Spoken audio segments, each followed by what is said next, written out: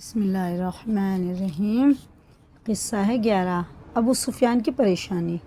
حضرت اکرمہ رضی اللہ تعالیٰ عنہ فرماتے ہیں کہ جب حضور صلی اللہ علیہ وسلم نے حدیبیہ میں مکہ والوں سے صلح کی تو قبیلہ خزاعہ والے زمانہ جاہلیت سے ہی حضور صلی اللہ علیہ وسلم کے حلیف اور چلے آ رہے تھے،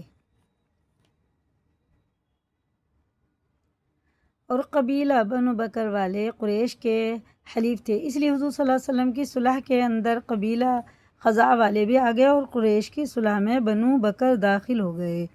قبیلہ خزاعہ اور بنو بکر کے درمیان پہلے سے لڑائی چلی آ رہی تھی۔ اس صلح کے بعد قریش نے ہتھیار اور غلے سے بنو بکر کی مدد کی، اور بنو بکر نے اچانک بنو خزاعہ پر چڑھائی کر دی اور ان پر غالب آ کر ان کے کچھ آدمی قتل کر دیے۔ اس پر قریش کو یہ ڈر ہوا کہ وہ صلح توڑ چکے ہیں، اس لیے انہوں نے ابو سفیان سے کہا کہ محمد صلی اللہ علیہ وسلم کے پاس جاؤ اور پورا زور لگاؤ کہ یہ معاہدہ برقرار رہے اور صلح باقی رہے۔ ابو سفیان مکہ سے چلے اور مدینہ پہنچے۔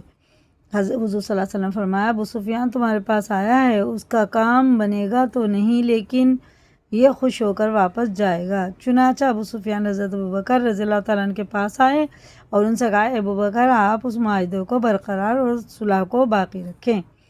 حضرت ابوبکر رضی اللہ تعالیٰ عنہ نے کہا، اس کا اختیار مجھے نہیں بلکہ اس کا اختیار تو اللہ اور اس کے رسول صلی اللہ علیہ وسلم کو ہے۔ پھر وہ حضرت عمر بن خطاب رضی اللہ تعالیٰ عنہ کے پاس گئے اور ان سے انہوں نے وہی بات کہی جو حضرت ابوبکر رضی اللہ تعالیٰ عنہ سے کہی تھی۔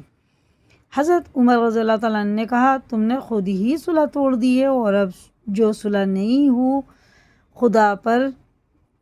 خدا پرانا کرے، اور جو صلح سخت اور پرانی ہو اسے خدا توڑ دے۔ اس پر ابو سفیان نے کہا، میں نے تم جیسا اپنے قبیلے کا دشمن کوئی نہیں دیکھا۔ پھر وہ حضرت فاطمہ رضی اللہ عنہا کے پاس آئے اور ان سے کہا، اے فاطمہ، کیا تم ایسا کام کرنے پر راضی ہو جس سے تم اپنی قوم کی عورتوں کی سردار بن جاؤ؟ پھر ان سے وہی بات کہی جو حضرت ابوبکر رضی اللہ تعالیٰ عنہ سے۔ حضرت فاطمہ رضی اللہ تعالیٰ عنہ نے فرمایا، اس کا اختیار مجھے نہیں ہے بلکہ اس کا اختیار تو اللہ اور اس کے رسول صلی اللہ علیہ وسلم کو ہے۔ حضرت علی رضی اللہ تعالیٰ عنہ کے پاس جا کر وہی بات کہی جو حضرت ابوبکر رضی اللہ تعالیٰ عنہ سے کہی تھی۔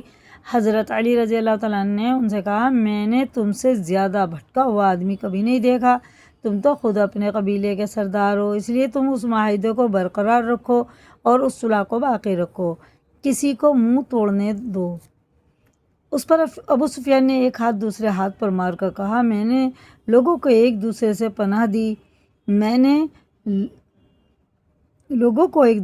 پناہ دی، پھر مکہ واپس چلا گیا اور وہاں والوں کو سارا حال بتایا۔ انہوں نے کہا، تم جیسا قوم کا نمائندہ آج تک نہیں دیکھا، اللہ کی قسم آپ نہ تو لڑائی کی خبر لائے ہیں کہ ہم چوکنے ہو کر اس کی تیاری کرتے، اور نہ صلح کی خبر لائے ہیں کہ ہم جنگ سے مطمئن ہو کر آرام سے بیٹھ جاتے۔ اس کے بعد آگے فتح مکہ کا قصہ بیان کیا۔